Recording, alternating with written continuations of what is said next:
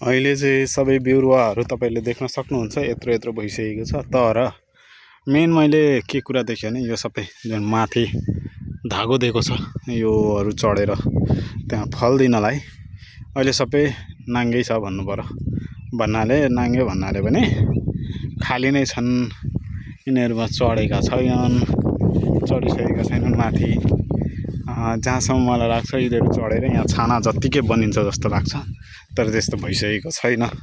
त्यही भएर एउटा ट्याक्क भिडियो बनाइदिउँ अहिलेको, र पछि छाना बनिसकेपछि अथवा यो सबै लहरा चढिसकेपछि कस्तो देखिन्छ त्यो एउटा भिडियो बनाउनुपर्छ भन्ने सोच दिमागमा आएकोले गर्दाखेरि चाहिँ यसो बनाएको है मैले चाहिँ।